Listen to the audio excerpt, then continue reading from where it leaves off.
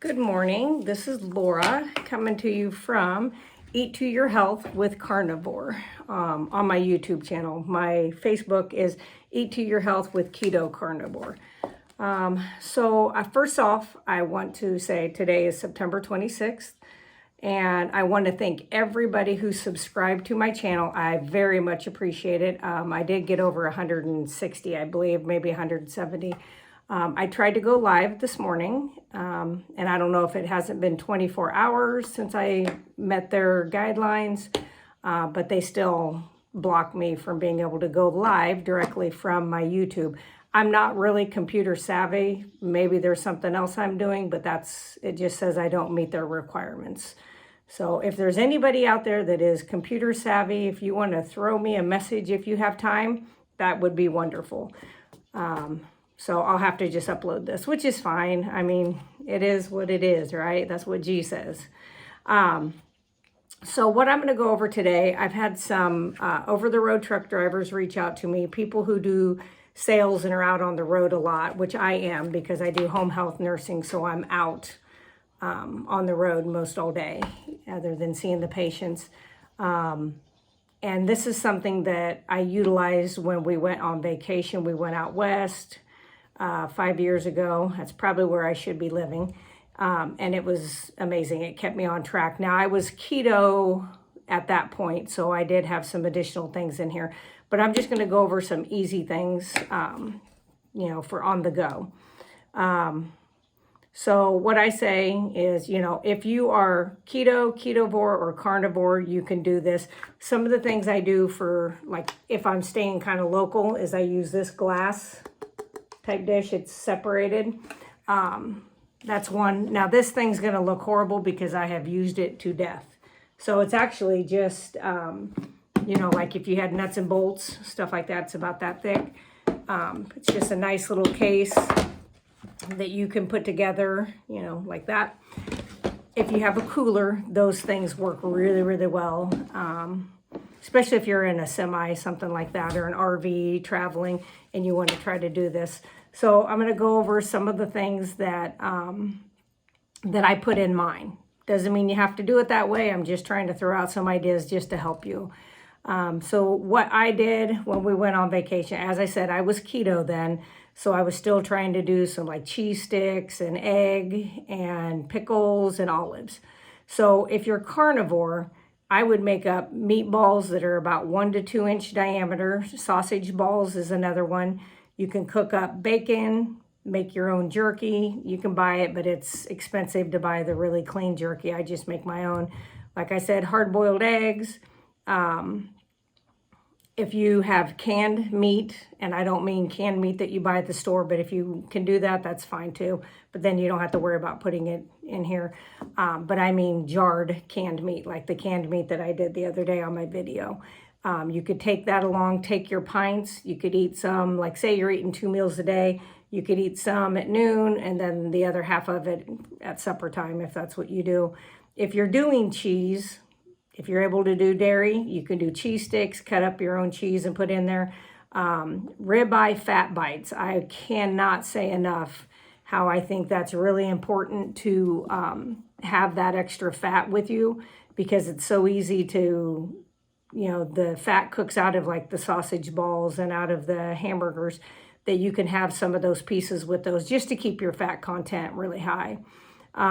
If you're eating pork rinds, Max, M-A-C-S, is a brand that I know of that cooks in rendered pork fat. So, and just add salt. If you are keto or ketovore, like I said, you can add dill pickles, olives, and as always, I say Redmond's real salt, Celtic salt, whatever kind of good salt that doesn't have all the plastics from our seas now is what I would do. So really a lot of this, when it comes to this, is just planning. If you have a Saturday or Sunday, I cook a lot of my stuff up for the week and have it up there. I also eat 1 meal a day. So I usually eat around 5:30 or 6, and then that's it. I'm not hungry in between there. If I do get hungry, I listen to my body and I eat. But I don't do that very often. And then I do some extended fasting, most every week, sometimes a 2-day, sometimes a 3-day.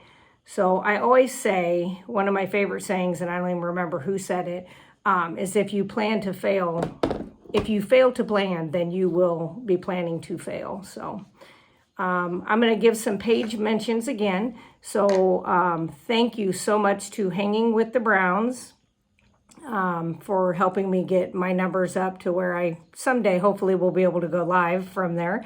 Ken Berry, Dr. Baker, Dr. Chaffee, Carrie at Homestead Howe, Carnivore Backwoods, Bill Knott. Thank you for the subscription. I saw that this morning when I was on my treadmill.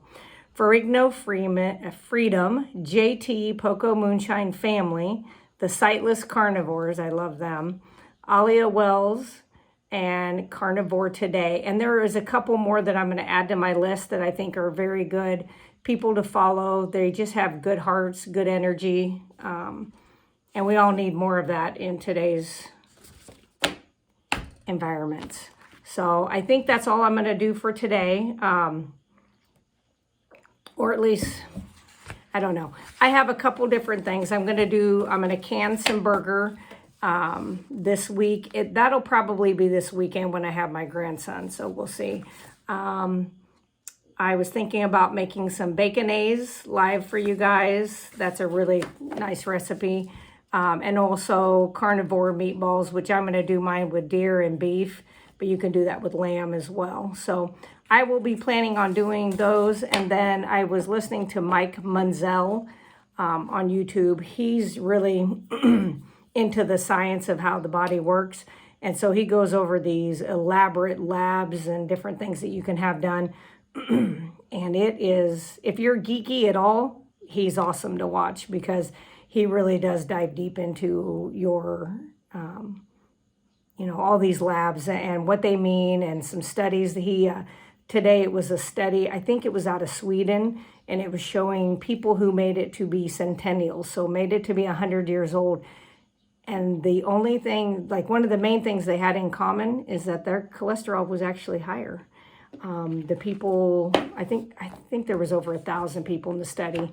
But anyway, the people who had the lowest cholesterol did the poorest. They had the most metabolic disease.